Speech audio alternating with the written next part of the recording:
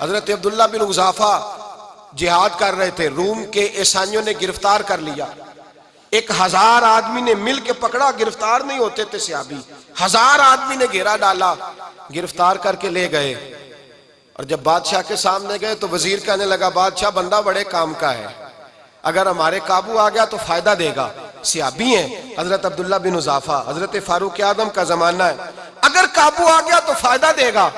بادشاہ کہنے لگا کیوں، کیا خوبی ہے؟ کہنے لگے ہم 1000 آدمی تھے، یہ اکیلا قابو نہیں آ رہا تھا، 1000 آدمی تھے، اگر ہماری فوج میں شامل ہو گیا تو بہت بڑا جرنیل ملے گا۔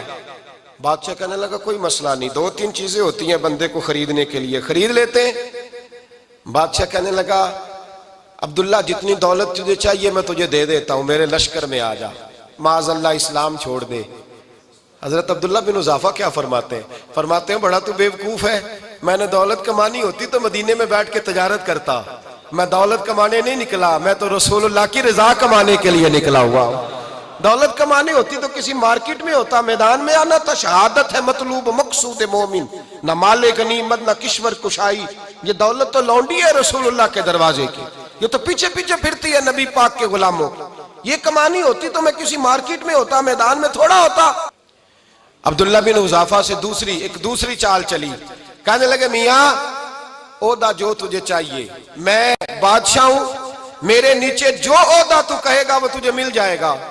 حضرت عبداللہ بن حذافہ کہنے لگے شاید تجھے پتہ نہیں میری تعریف کیا ہے، شاید تو جانتا نہیں میری تعریف کیا ہے۔ کہا صاحب کی کیا تعریف ہے؟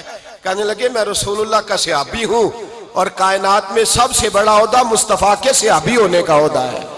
صحابہ وہ صحابہ تھے جن کی ہر صبح عید ہوتی تھی، خدا کا قرب حاصل تھا، نبی کی دید ہوتی تھی۔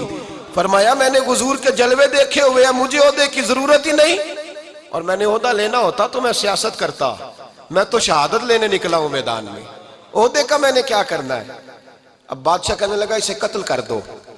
وزیر کہنے لگا نہیں، ایک بات اور ہے، مجھے ایک چال اور چلنے دو۔ کہا وہ کیا؟ کہنے لگے میری بیٹی بڑی خوبصورت ہے، مجھے موقع دو، اپنی ہی بیٹی کو سجا بنا کے، وہ جوان جس کی جوانی اتنی بڑی ہے کہ 1000 آدمی مقابلے میں کھڑا نہیں ہوتا، اس جوان کے کمرے میں رات کی تنہائی میں بنا سوار کے بی بی کو بھیجا۔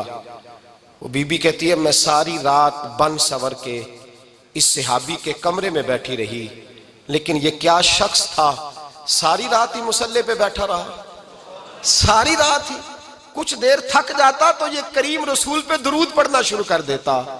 بی بی کہتی ہے سحری ہو گئی تو میں نے چھو کے دیکھا کہ انسان ہے کہ جن ہے، یہ بندہ ہے کہ فرشتہ ہے، چھو کے دیکھا۔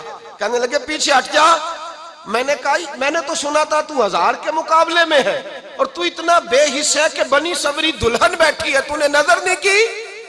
عبداللہ بن حذافہ، بی بی کہتی ہے نظر پھر نہیں اٹھائی، نظر پھر جھکی ہوئی ہے۔ کہنے لگے بی بی میں مجبور ہوں، اب میرے اوپر کوئی حسن نہیں چلتا، میں نے جلوہ والضحیٰ کا دیدار کیا ہوا ہے، اب میری نگاہوں میں جچتا نہیں کوئی، اس لیے کہ جیسے میرے سرکار ہے ایسا نہیں کوئی۔ کبھی بھی اب نہیں کسی کا میرے اوپر جادو چلتا، میں نے مصطفیٰ کو، اور کہا ذرا پیچھے ہٹ کے بیٹھ، مجھے میرے رسول نے غیر محرم سے بچنے کا حکم دیا ہے، ذرا پیچھے ہٹ کے بیٹھ۔ سحری کا وقت تھا، وہ بی بی کہتی ہے اس نوجوان کے جملے میرا سینہ چیر گئے، کلیجہ پھٹ گیا، چیخ نکلی، میں کفر کے عالم میں روئی۔ میں نے کہا مجھے بتا تو صحیح، آخر یہ جذبہ کہاں سے ملتا ہے، آخر یہ روشنی تو میں نے دیکھی نہیں، کہاں سے آتی ہے؟ ایک میرا باپ ہے جو بنا سور کے مجھے تیرے کمرے میں چھوڑ گیا، بتلا یہ کہاں سے کیف آتے ہیں؟ تو عبداللہ بن حذافہ کہنے لگے اگر کیف لینا ہے تو بھی میرے مصطفیٰ کا کلمہ پڑھ جا، آجا دروازہ رسول پہ جھک جا، مل جائے گا۔ سویرے دروازے پہ باپ آیا بیٹی سے رزلٹ لینے، دروازہ کھولا تو بیٹی نقاب پہنے باہر آئی۔ باپ کہنے لگا کیا بنا؟ کہنے لگی پیچھے ہٹ جا، تو غیر محرم ہے، کافر ہے، میں مسلمان ہوں۔ اس نے کہا کیا ہوا؟ کہنے لگی تیرے جیسے کو باپ کہوں، تیرے جیسے کو جو مجھے استعمال کر رہا تھا، میں تجھے باپ نہیں مانتی، میں اب رسول والی ہو گئی ہوں، میں حضرت فاطمہ کی کنیزہ ہو گئی ہوں، میں اب نبی کریم کی خادمہ ہوں، خبردار میرے قریب نہ آنا۔ یہ دعوی بھی ناکام ہوا۔ اب حضرت عبداللہ بن حذافہ کے سامنے موت کھڑی کی، ایک کڑا میں تیل گرم کیا، کہنے لگے تجھے اس میں جلایا جائے گا۔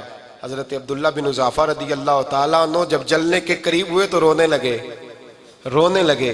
روم کا بادشاہ کہنے لگا شاید ڈر گیا ہے، کہنے لگے اب سمجھ آئی ہے، اب تجھے پتا چلا ہے، چل آ جا۔ حضرت عبداللہ بن حذافہ کہنے لگے تو کافر ہے، تیری کافروں والی سوچ ہے، اس لیے نہیں رویا کہ موت سے ڈر گیا ہوں، میں تو اس لیے رویا ہوں کہ ایک جان ہے، وہ نبی پاک پہ قربان ہو رہی ہے، کاش رب مجھے 1000 جان دیتا، میں ساری مصطفیٰ پہ قربان کر دیتا۔ فاضل بریلوی فرماتے ہیں کروں تیرے نام پہ جاں فدا، نہ بس ایک جاں 2 جہاں فدا، اور میرا 2 جہاں سے بھی نہیں جی بھرا، میں کروں کیا کہ کروڑوں جہاں نہیں۔ اور میاں صاحب فرماتے ہیں وہ کچا رنگ للاری والا جیڑا چڑھدا لیندا رہندا، اے عشق تیرے دا رنگ محمد چڑھ جائے پھر نہیں لیندا۔